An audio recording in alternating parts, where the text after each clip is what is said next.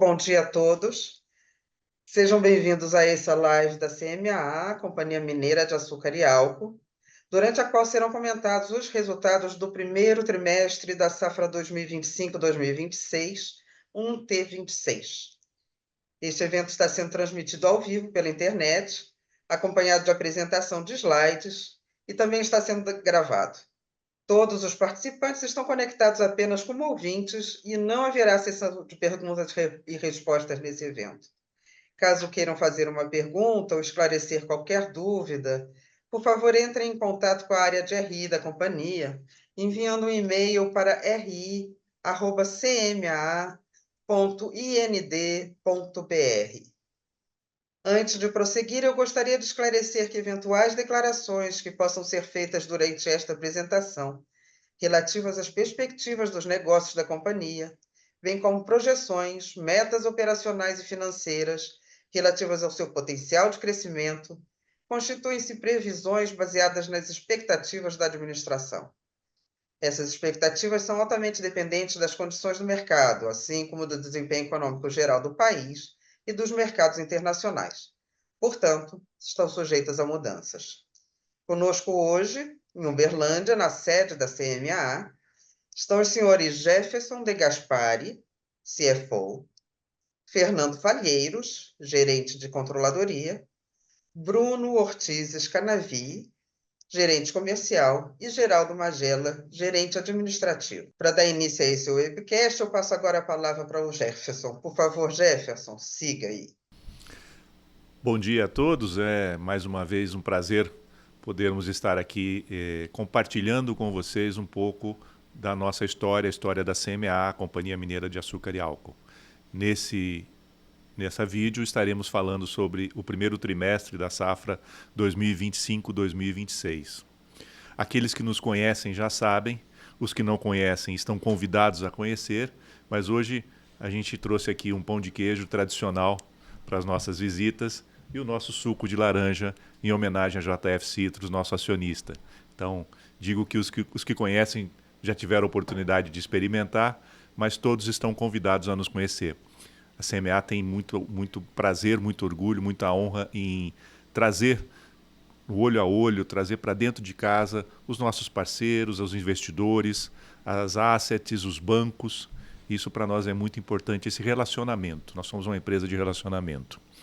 Quero dar as boas-vindas e agradecer aqui a presença do Geraldo, meu colega de trabalho. Bom dia a todos, obrigado pelo convite. Agradecer aqui a presença do Fernando, meu parceiro do dia a dia aqui também. Bom dia, Jefferson, bom dia a todos. E ao Bruno, também mais uma vez aqui conosco. Muito obrigado, Bruno. Bom dia, Jefferson, obrigado pelo convite, bom dia a todos. Como eu disse, estaremos tratando aqui dos resultados não somente econômicos e financeiros, mas também os resultados de sustentabilidade, de relacionamento da empresa, que o Geraldo vai trazer conosco. É uma prática da companhia, a gente sempre gosta de levar essas duas coisas juntas, ou seja, os aspectos econômicos e os aspectos humanos, né, que compõem a nossa empresa, compõem o nosso contexto como um todo, do primeiro trimestre da safra. Safra 25-26, ela tem se mostrado, e ela, desde o seu início, tem trazido alguns desafios, especialmente resultado das questões climáticas do ano passado. Aqueles que nos acompanham e assistem às nossas apresentações vão se lembrar. No ano passado nós tivemos uma incidência muito grande, menos nas nossas unidades, mas principalmente no estado de São Paulo, das queimadas, dos incêndios, que arrastaram várias regiões. A gente teve uma seca mais prolongada, essa seca que também impactou aí na entre-safra, que é o período em que a cana-de-açúcar está crescendo, está amadurecendo. Então isso trouxe para nós, essa safra 25-26, uma safra com uma menor produtividade. O Fernando vai explanar um pouco mais adiante, né? Mas ela trouxe isso. Ela trouxe basicamente um atraso na maturação da cana, além de uma queda de produtividade. Depois nós vamos falar sobre isso. Mas o que é interessante, isso, de novo, é comum ao setor como um todo, não só a cana-de-açúcar, mas Isso faz parte da vida do agricultor, isso faz parte do agronegócio como um todo, né? O agronegócio vive de ciclos e possivelmente essa seja uma safra de um ciclo de baixa e também de preços, o Bruno vai explanar. Mas é natural, isso faz parte do processo, nós nos preparamos para isso e acho que essa é a grande diferença quando você olha para uma empresa que tem um planejamento, que tem mitigação de risco, uma empresa que eventualmente está mais sujeita a essas intempéries. Mas ao longo da apresentação a gente vai falar um pouquinho, especialmente das iniciativas que a gente tem, que ajudam a mitigar, mas naturalmente algum impacto acontece. Numericamente falando, eu queria trazer aqui os destaques então do primeiro trimestre e depois dessa introdução, mostrando exatamente o processamento de cana no primeiro trimestre dessa safra ficou próximo de 3.200.000, uma queda de 13%. Parte disso se dá pelo atraso na maturação, então a safra começou mais tarde e naturalmente você processou menos, e uma parte se dá pela queda de produtividade, mas isso a gente vai mensurar mais ao final da safra. Se eu processei menos cana, eu produzo menos açúcar, menos etanol.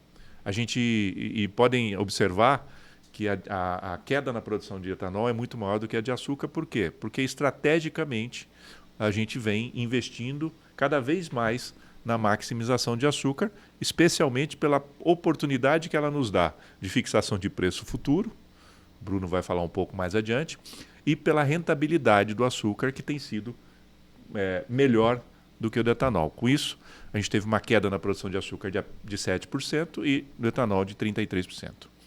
Nossa receita líquida caiu 15% nesse primeiro trimestre, somando quase 600 milhões. As despesas operacionais, 61 milhões, né? E o nosso EBITDA de 243, uma queda de 14%. Mais uma vez eu ressalto, parte disso se dá por uma queda de produção, que vai impactar nos resultados, no EBITDA, na receita, mas uma parte disso tende a ser compensada ao longo da safra em função da recuperação do atraso da moagem. Então a gente começou mais tarde, mas até o final da safra a gente tende a avançar aí na produção.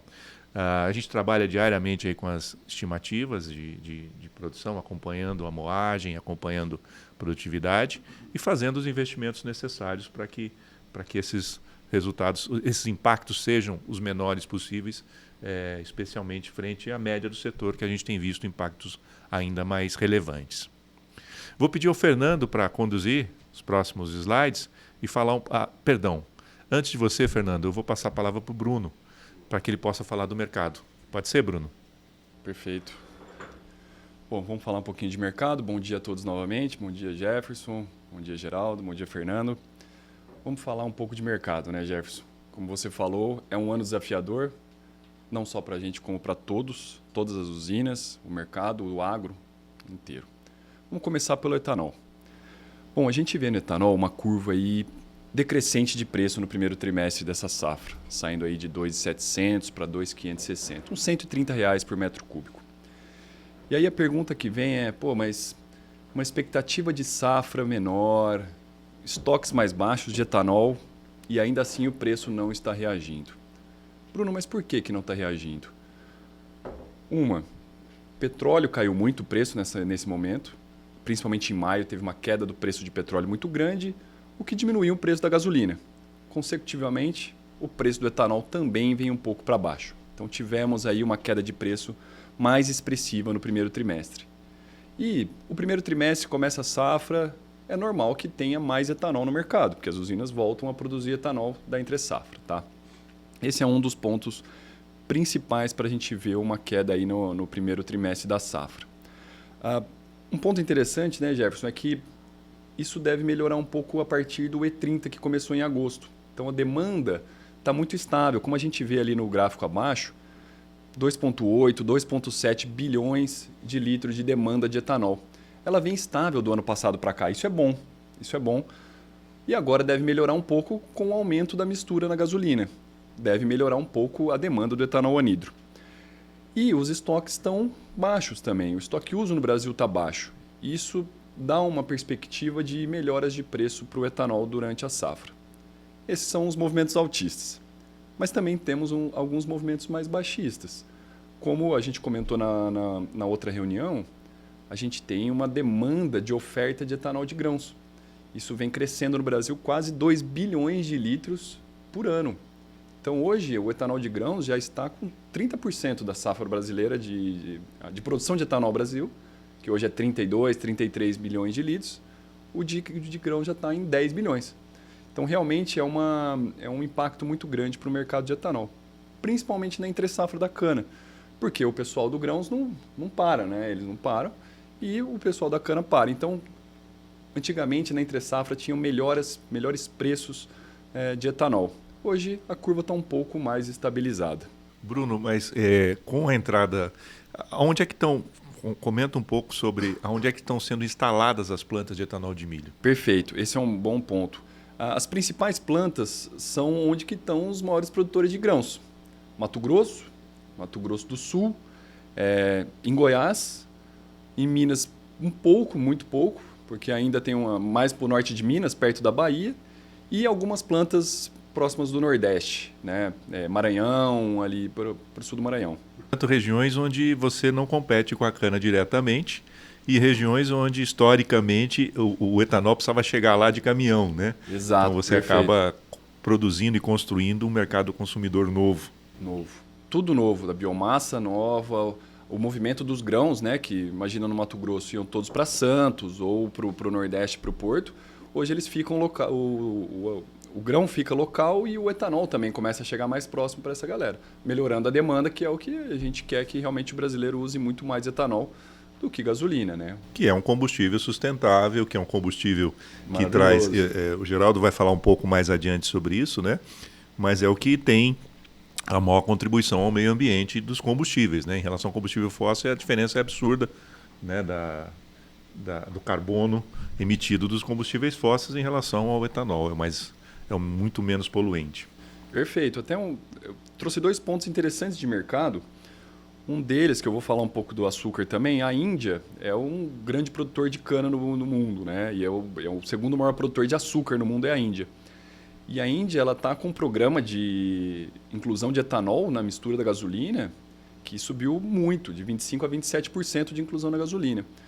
Então, hoje a Índia está o segundo maior produtor de etanol do mundo, com uma inclusão enorme de um combustível renovável, sustentável, para reduzir também a parte de poluição da Índia. Ou seja, é um mercado extremamente amplo aí que o mundo ainda tem muito para crescer. Muito para crescer, tanto em produção quanto para consumo. Bruno, mas o que é legal, e olhando o gráfico aqui, a gente vê que os preços dessa safra para o etanol estão bem melhores do que os da safra passada no primeiro trimestre, né? Isso com certeza vai contribuir para um resultado melhor. Com certeza vai contribuir para um resultado melhor, Jefferson, sem dúvida. E passando para o açúcar, bom, os preços de açúcar eles vieram em máximas do ano passado, né? E eles vieram com uma leve queda desde a metade do ano passado até o momento. Então a gente consegue ver no primeiro trimestre ali, né, abril, maio e junho, uma queda de R$ 2.300 para R$ 2.000, aproximadamente R$ 300 por tonelada. E aí a gente entra com a mesma pergunta. Bruno, mas está tendo quebra de safra. Não era para ter quebra também da produção de açúcar? E aí um dos pontos como o próprio Jefferson falou, outras empresas também investiram em melhoria da cristalização de açúcar. Significa que aumenta o mix de produção. Aumentando o mix de produção, a quantidade de açúcar, mesmo com menos cana no Brasil, é próxima a 40 milhões, 41 milhões de toneladas, que é próximo do ano passado. E a Índia, como produziu muito, o estoque mundial se manteve estável. E o mercado sentiu isso. E falou, Brasil produzindo bem, Índia produzindo bem, Tailândia produzindo bem, não tem porquê os preços em Nova York, que é o que a gente considera como a bolsa para o açúcar, subir. Então, essa estabilidade de estoque fez com que o mercado em Nova York mantivesse próximo ou em queda. Tá? E aí a gente teve um fator em comum, por movimentos políticos e Estados Unidos. Fernando e o Jefferson devem falar muito melhor que eu sobre isso, que é a parte financeira. O dólar está em queda e o Nova York está em queda, porque como o Brasil é um grande produtor e um grande balizador de mercado do açúcar, ele precifica o açúcar em reais. Se o dólar normalmente está em queda, o Nova York ele sobe um pouco por o açúcar em reais ficar mais ou menos o mesmo preço. E não está acontecendo isso nesse primeiro trimestre. O dólar caiu e o Nova York caiu, ou seja, o nosso preço em real do açúcar desvalorizou muito. Como o próprio Jefferson disse, muitas empresas se protegem para isso. Eu ia perguntar sobre isso, Bruno. Quando as pessoas olham o gráfico, elas veem um valor, 2.300, 2.180. Mas como é que a CMA se posiciona em relação ao mercado? Conta um pouquinho da política de risco, política de hedge. Perfeito, perfeito. Uma diferença grande do açúcar para o etanol, que o etanol ele tem um mercado mais rápido, né? Mais dinâmico ali do dia a dia. O açúcar, a gente tem a possibilidade e liquidez para fazer uma proteção de longo prazo. Assim que eu fechar um contrato, eu consigo precificar o meu açúcar para 1 ano, 2 anos, 3 anos, inclusive. Então, quando a gente estava com preços altos, né, Jefferson, a nossa política de hedge, a nossa política de risco, faz com que a gente precifique uma porcentagem do nosso volume para 1 ano, para 2 anos e para 3 anos. A gente tem um comitê de risco que decide isso e conversa com várias pessoas importantes do mercado, estudiosos disso, onde que a gente decide quais são as porcentagens que a gente deve fixar isso para frente. Então, a CMA está bem protegida para esse ano, para o ano que vem e um pouco para 2027, para essa queda de preço. Vamos sentir um pouco o impacto? Lógico, vamos sentir, porque a política de hedge justamente ela tem uma flexibilidade. Então vamos sentir um pouco, mas estamos bem preparados para passar esse momento de queda brusca do preço de açúcar. Muito bom. Isso permite uma estabilidade nos resultados, porque garante lucratividade, né, Bruno? Sem dúvida, sem dúvida. A gente não fica no desespero também de ter que precificar numa volatilidade de preço aí que está desfavorável para a gente. Tá?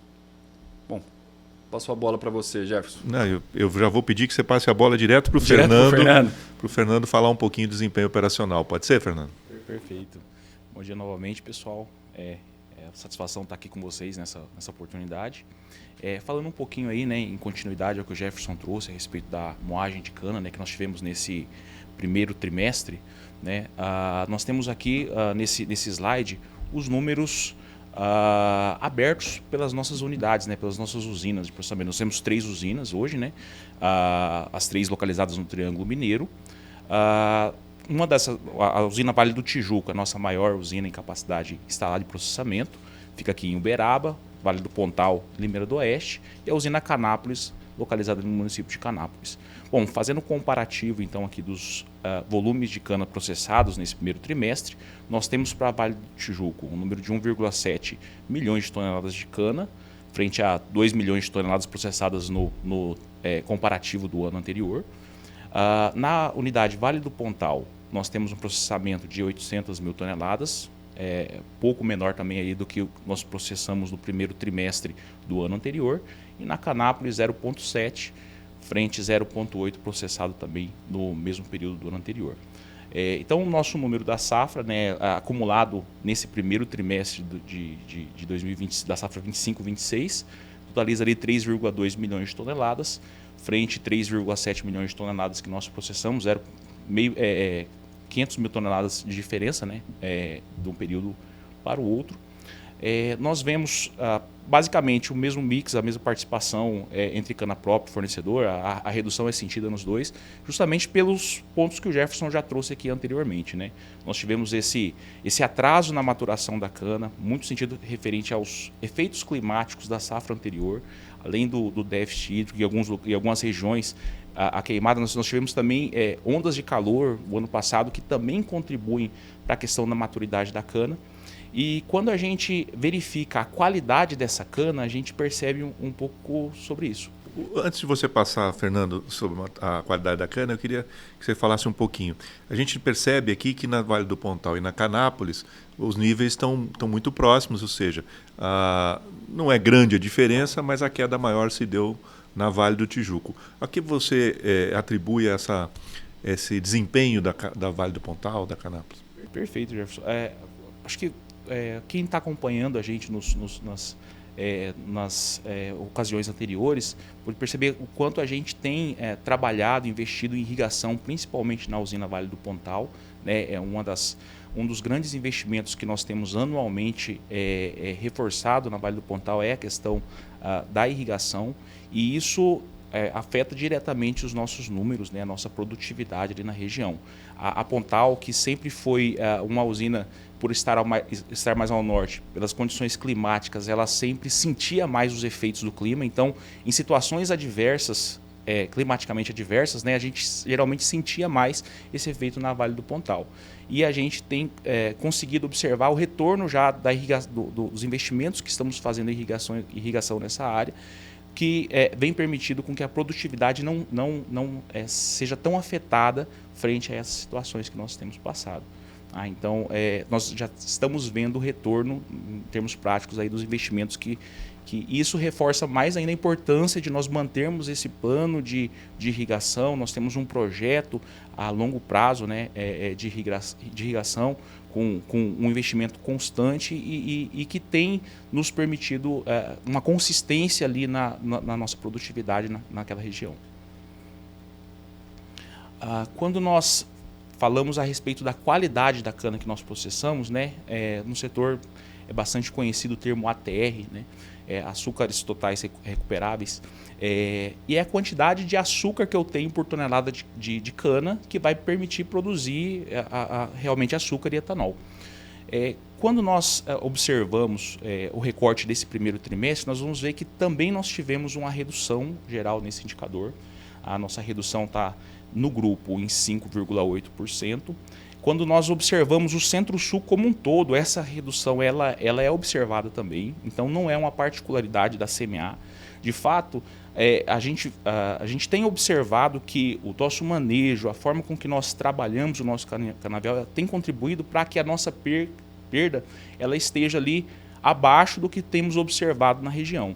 E isso tem sido positivo, principalmente quando nós observamos o avanço dos próximos meses. Como nós estamos fazendo um recorte aqui do primeiro trimestre, nós temos observado que esses números, em comparação com a média do Centro-Sul, ele tem se comportado de forma melhor do que o que nós temos visto na região. E essa queda de ATR ela é notada principalmente nas usinas Vale do Tijuca e Canápolis.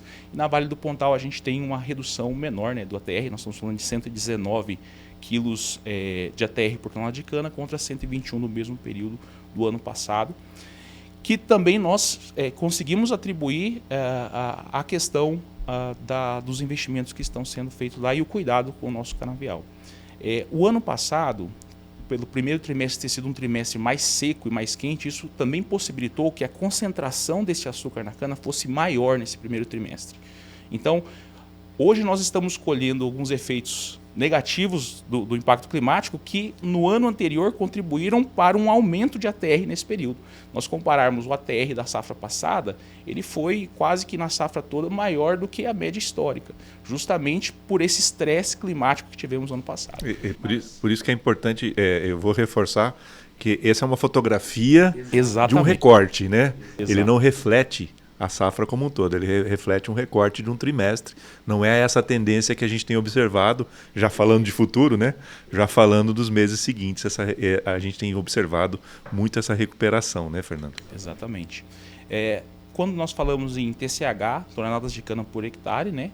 Nós estamos no grupo CMA como um todo, com um TCH de 77,3 toneladas por hectare colhido, contra 93,7 do mesmo período do ano passado. E em parte disso, reflexo desse ponto da maturação da cana mesmo, dessa demora, vamos dizer assim, na maturação da cana nesse início de safra, que observamos, e isso deve, ao longo da safra, ser parcialmente recuperável, né? E a questão do TCH, que de fato são os efeitos mesmo, a questão da produtividade, que são os efeitos mesmo dos impactos climáticos do ano anterior, que impactam aí na produtividade do nosso canavial. Fernando, e como é que esses números se refletem na nossa produção? Perfeito, Jefferson. Consequentemente, se eu estou processando um volume menor de cana e com o ATR, né, o açúcar menor nesse volume, eu tenho, consequentemente, uma produção menor. Então, quando nós olhamos a nossa produção de açúcar, nós estamos aí no primeiro trimestre com 232 mil toneladas produzidas, frente a 250 do mesmo período da safra passada. A produção de etanol é 88 mil metros cúbicos frente a 133 mil metros da safra anterior. E quando nós observamos as nossas vendas, isso acaba refletindo também, esse atraso, esse delay acaba refletindo também nos nossos volumes. E aqui, quando eu falo vendas, estou falando especificamente a respeito de faturamento, tá? Porque não significa que o meu açúcar, como o Bruno bem mencionou antes, nós temos uma política de hedge que nos permite fazer essa precificação, aproveitar as oportunidades de preço, né, dentro da política eu tenho volumes comercializados, mas aqui eu estou refletindo os volumes de fato faturados, vendidos, né, embarcados de açúcar.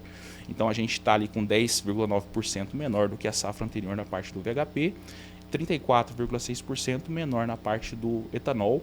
A gente tem mantido ali e intensificado a produção e vendas do etanol anidro.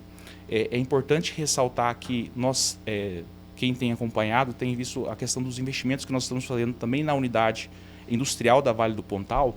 E com o início da safra, nós também tivemos a oportunidade lá de startar uma nova caldeira. Isso disponibiliza mais vapor, com isso eu aumento mais a capacidade de moagem em dia e também disponibiliza vapor para produção de anidro. E anidro nós sabemos ali que é mais bem remunerado pelo mercado, inclusive. Então isso possibilita nós termos ali uma flexibilidade de produção maior de anidro também nessa planta. Tá? E na parte da energia elétrica, nós estamos falando de um volume de vendas menor em 22,5%. Então, Fernando, só para tentar traduzir um pouco o que você está dizendo, apesar do faturamento mais baixo, da receita líquida mais baixa que a gente mostrou e do EBITDA um pouco mais baixo no primeiro trimestre em comparação ao ano passado, parte disso tende a ser recuperado porque nós temos um estoque maior em relação ao ano passado, né? Nós temos um estoque maior de açúcar, porque a nossa venda foi menor, e um estoque maior de etanol ainda a ser comercializado, ajudando a recuperar aquele número, né? Bem observado, Jefferson. Essa é a realidade desse recorte, né? Como você bem falou. Então a gente continua mantendo o acompanhamento contínuo aí dos nossos números, refletindo, né, o campo, refletindo na nossa produção, refletindo nas nossas vendas e, consequentemente, no nosso resultado, e observando isso de perto, porque parte desse descasamento deve realmente ser compensado aí ao longo da safra. Certo? Acredito que, para finalizar, o que a gente vai falar dessa parte de produção, o mix, mostrando que nós estamos levemente mais açucareiros. Já estamos tendo também o retorno de investimentos que nós fizemos na fábrica de açúcar da usina Vale do Tijuco no ano anterior. Então nós já começamos a observar também esse efeito na possibilidade de aumentarmos a nossa produção de açúcar, que pelos nossos níveis de preço fixados e pela rentabilidade do açúcar tem sido mais vantajosos e tem nos permitido maximizar o resultado. João Jefferson, agora eu volto para você para falarmos um pouco aí sobre o desempenho financeiro. Muito obrigado, Fernando. Mas me ajuda aqui, que você conhece tão bem quanto eu. A receita líquida, a gente trouxe esse número lá nos destaques iniciais, né? Então, nesse primeiro trimestre, a gente somou 589 milhões contra 693 no ano passado. Sendo que 63% da nossa receita líquida veio do açúcar. Veio da contribuição do açúcar, pelos preços previamente fixados, pela política de risco que o Bruno comentou. Etanol anidro e hidratado, hoje, nesse primeiro trimestre, tiveram uma participação muito parecida, 15% e 14%. Energia elétrica, outros ICBIOS. Depois o Geraldo vai falar um pouquinho de ICBIOS também, trazer algumas informações para a gente para contribuir na discussão. Nosso EBITDA, então, veio para 243, mantendo ali acima de 40%, né, de margem, então 41,3%, um pouco abaixo do ano passado, que foi de 45,9%. E, naturalmente, quem nos conhece e acompanha, sabe que ao longo da safra, a cada trimestre, a gente tem resultados, principalmente no início da safra, que são negativos e que depois se recuperam especificamente porque você está produzindo mais e estocando parte da produção. De todo modo, a gente teve nesse primeiro trimestre prejuízo de 119, sendo que uma parte relevante desse número, e depois, ao final da apresentação, subiremos tanto o vídeo quanto os materiais, o release, as nossas demonstrações financeiras estarão disponíveis no site, com todos os detalhes para que vocês possam analisar, mas uma parte relevante disso se diz a valorização do ativo biológico. Uma metodologia contábil que traz a valor presente uma projeção de resultado da cana-de-açúcar. Quanto mais cana própria eu tenho, maior o impacto do ativo biológico no meu resultado. Mas esse é um número contábil, não tem efeito caixa, e ele oscila para cima e para baixo. Como os preços de mercado hoje estão um pouco mais baixos do que no trimestre anterior, ele impacta na valorização do meu ativo biológico projetado. Então, a parte... o Fernando pode esclarecer um pouco mais sobre isso. Como é importante ressaltar, né, ali que de fato não é um efeito não caixa. Nós fazemos a fotografia do nosso canavial e projetamos ele para os próximos 12 meses, mas levando em consideração os fatores de mercado daquele momento. E isso faz com que a gente tenha que reconhecer contabilmente, né, esse efeito temporário dentro do nosso balanço, refletindo a metodologia especificamente do CPC 29 aí, que diz que a forma que nós devemos registrar o nosso ativo biológico. Então, esse efeito, ele é um efeito contábil, ele é um efeito pautado na fotografia daquele momento da expectativa de mercado, que não necessariamente se concretiza aí, né, a depender dos nossos níveis de preços fixados, a depender da nossa produtividade, nós temos esse efeito apenas limitado ali à parte contábil, aí temporária. Muito bem. Falando um pouquinho o Fernando trouxe um pouco dessa informação, a companhia vem já ao longo do tempo investindo, né? Um dos grandes investimentos que a gente tem já há 3 anos e com um projeto de longo prazo de continuidade é na irrigação. E aí ele se enquadra aqui, uma parte disso em equipamentos agrícolas, uma parte disso em construções, que você tem lagoas, você tem toda uma estrutura de irrigação. Então é um investimento bastante relevante que os acionistas não abrem mão, haja visto os impactos que a gente já está colhendo de resultado, né? A gente fez um investimento, e aí quando olhamos os números do ano passado, a gente vê números mais elevados aí, mas a gente veio um investimento na fábrica de açúcar da Tijuca e na expansão da Pontal, e isso soma ali os 53 milhões por ano, basicamente. Esse número esse ano já praticamente é o último ano em que a gente tem esses desembolsos para essa expansão, que é para a maximização do açúcar, e para o crescimento da unidade Vale do Pontal, levando ela para 3,7 milhões de toneladas. E ao longo dos últimos anos, especificamente no ano passado, a gente também fez alguns investimentos na aquisição de soqueira. É um processo que a companhia já vinha analisando há algum tempo, algumas oportunidades, eventualmente, de determinados fornecedores que, às vezes, por opção, ou por aptidão, ou por sucessão, decidem deixar a atividade, e a gente tem a oportunidade de trazer isso para a cana própria. Então, no ano passado, a gente teve um investimento muito grande na compra da soqueira, do ativo biológico.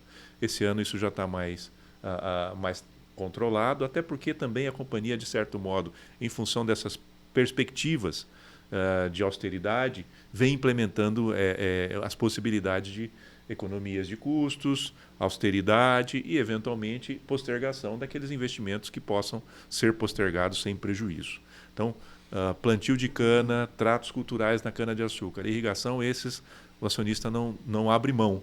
Os demais que podem ser administrados ou que os resultados sejam eventualmente um pouco mais distantes, a gente tem administrado até para manter o caixa da companhia mais robusto. Então aqui a gente tem a fotografia do primeiro trimestre dos investimentos em CAPEX que foram praticados pela CMA.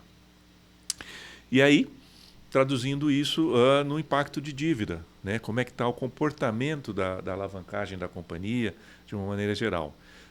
A gente mantém, então, uma dívida sempre de longo prazo. Esse é um aspecto que a companhia construiu ao longo do tempo e mantém. Então vejam que em 30 de junho, 12% da nossa dívida estava no longo prazo. Mais adiante eu vou mostrar o cronograma de amortização. Ou seja, uma posição até muito superior do que a do ano passado, em que a gente tinha 20,9% no curto prazo. A nossa dívida bancária em função dos investimentos que foram feitos e em função até um pouco também desse atraso da maturação, atraso na receita, obviamente, ela se suporta pelos seus parceiros, muitos deles aí assistindo a gente hoje. Então, nosso endividamento ele cresceu um pouco, mas ainda dentro daquilo que já era esperado, já era projetado. A gente, em oportunidades anteriores, não nesse call, mas em reuniões, a gente já manifestava que a nossa projeção do investimento, até que ele possa gerar os resultados, poderia levar até 1,3, 1,4 dívida EBITDA, que a gente está vislumbrando.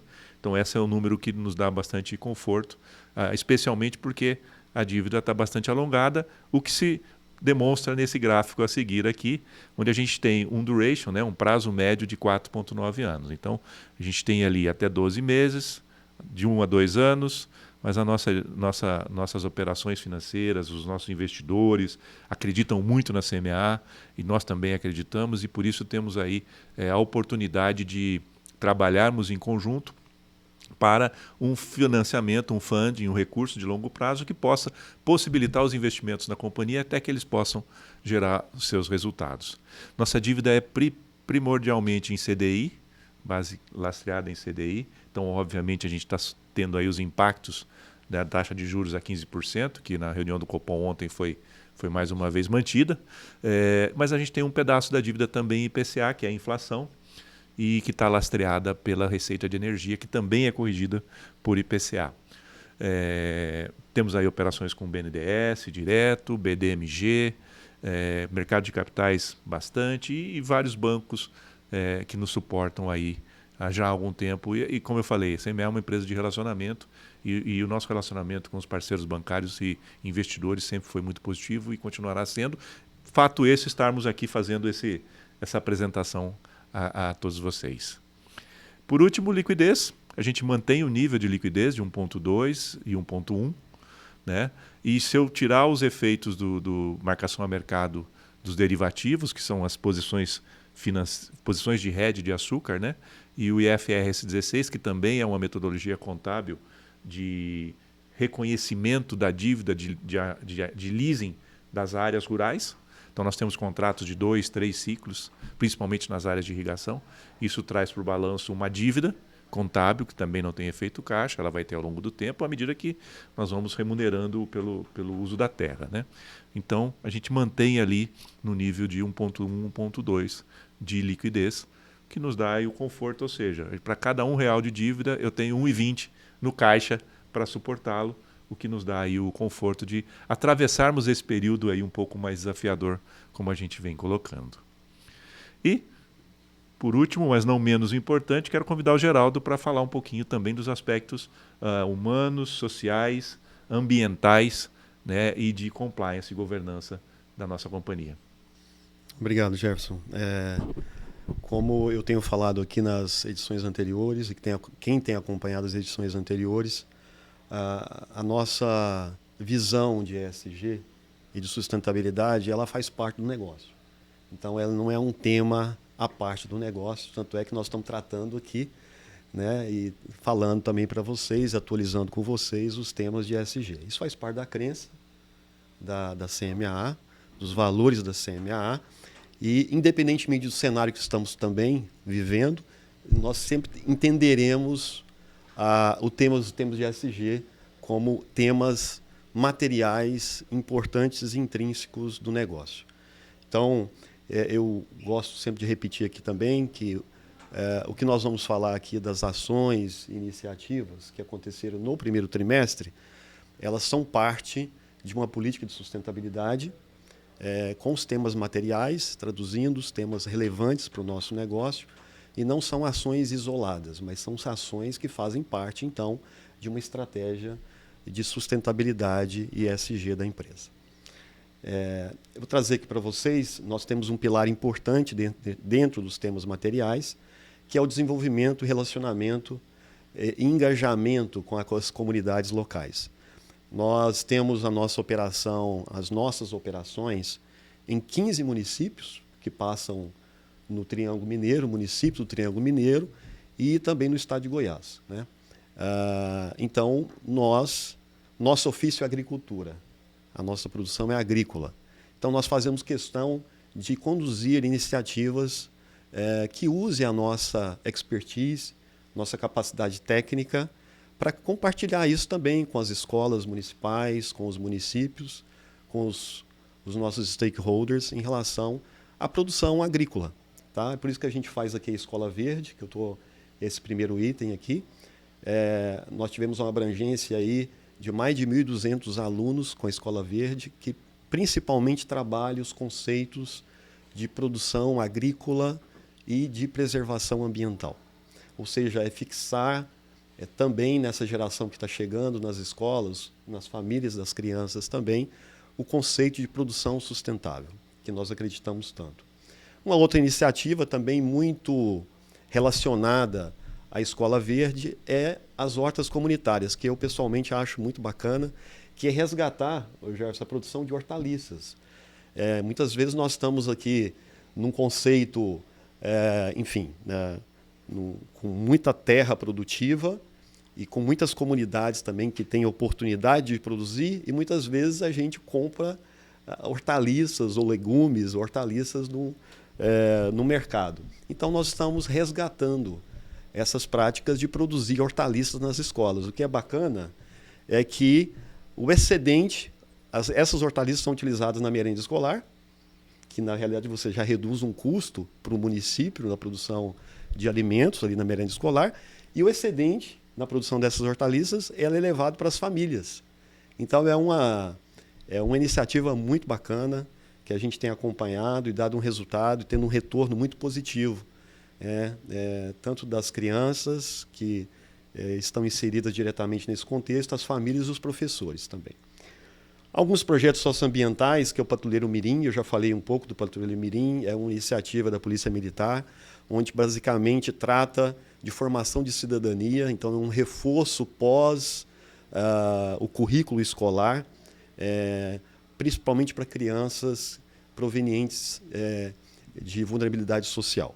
Tá? Então, é um programa que a gente tem toda a honra de participar junto com a Polícia Militar aqui do Estado de Minas Gerais. A Semana do Meio Ambiente, que para nós é uma semana temática importante, quando a gente faz doação de mudas para os municípios, plantio das mudas, e a formação do PROGEA, que esse PROGEA é um programa de educação ambiental, também um programa da Polícia Militar de Meio Ambiente, onde as crianças também são formadas nos conceitos de preservação ambiental, preservação dos recursos naturais. Seguindo um pouquinho adiante, o pilar de saúde e segurança, eu sempre trago aqui em todas as edições, nós temos um programa de transformação cultural, de saúde, segurança e meio ambiente. Esta é uma iniciativa muito voltada para dentro da empresa, para trabalhar as práticas adequadas de saúde e segurança. Então, a gente tem, através desse programa que iniciou há 2 anos, e ele vai até 2027, na formação de um modelo onde a gente tem excelência nas práticas de saúde e segurança dos nossos colaboradores. A gente tem tido resultados muito relevantes, muito importantes, e a nossa meta, eu sempre digo, que é o 0 acidente. Tá? A nossa busca constante, isso é formação de cultura, isso passa por muita comunicação interna, isso passa por muito diálogo de segurança, passa por uma reestruturação da forma como a gente vê a saúde e segurança na empresa. E a gente já vem colhendo frutos aí nessa implantação da 3ª etapa do programa. Assim como o Jefferson falou no início da apresentação, o setor sucroenergético ele tem sofrido muitos impactos com as mudanças climáticas, notadamente no que diz respeito às questões de estiagens mais prolongadas, e isso se reflete numa produtividade mais baixa. E esse contexto, então, dos incêndios rurais, para nós, se tornou um tema material muito importante, Jefferson. Então, nós estamos sofrendo aqui esse ano impactos de uma estiagem mais prolongada, de incêndios que aconteceram no ano anterior. Então, a gente trabalhou fortemente no primeiro trimestre. Eu não falo projeto, mas eu falo programa de prevenção dos incêndios rurais, com o lema fogo e clima não combinam. E fogo e agro não combinam. A gente tem usado muito esse slogan nas nossas mídias sociais, na nossa comunicação com os stakeholders. Nós temos a formação de workshops também, onde a gente tem a segurança pública, Polícia Militar de Meio Ambiente, Polícia Militar, prefeituras, sindicatos rurais, ou seja, na crença em que a conscientização de pequenas ações na formação das comunidades no nosso entorno também, a gente pode sim evitar a incidência de incêndios rurais.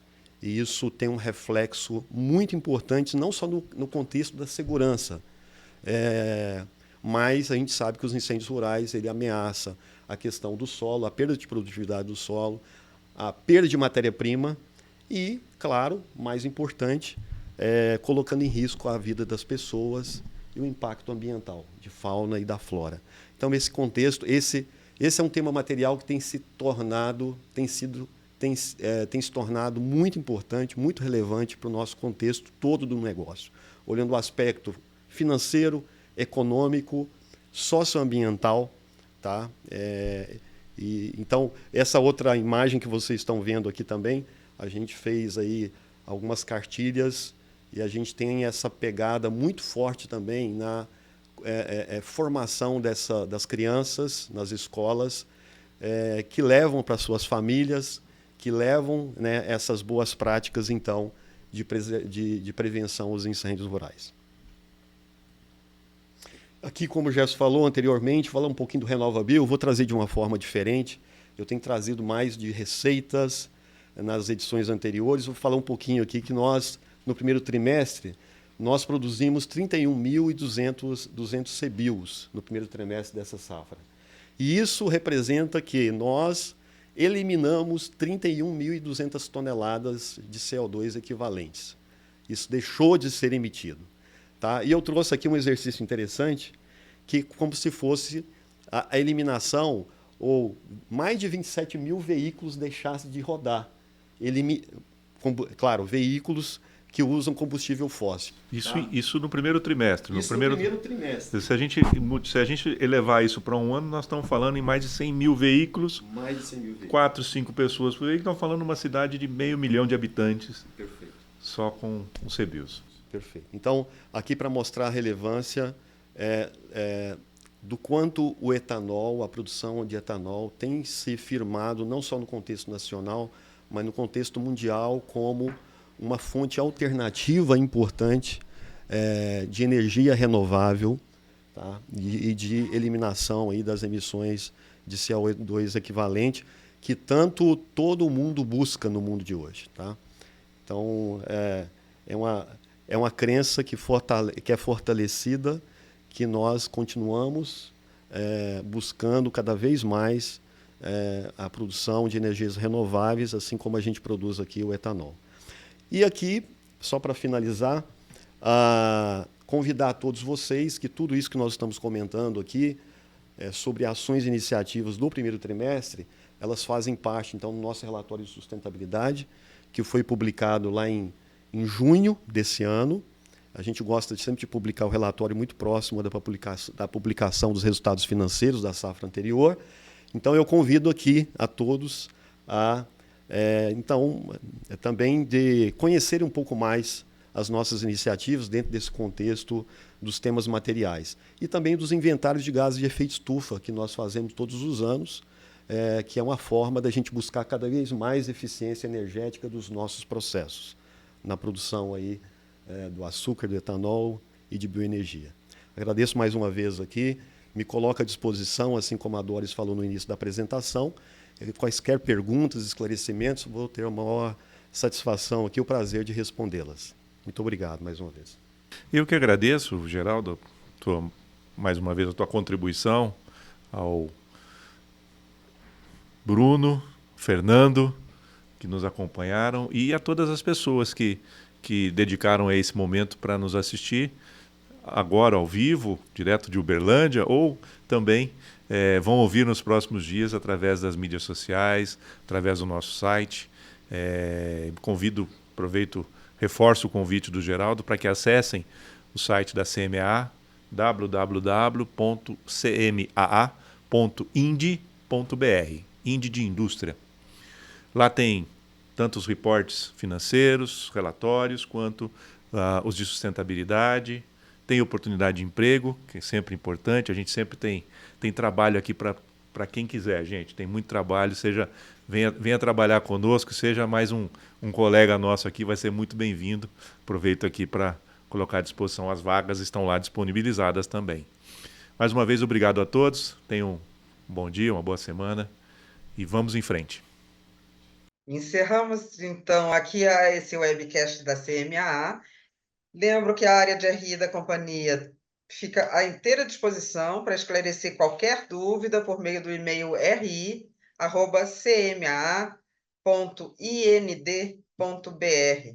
Agradecemos a participação de todos.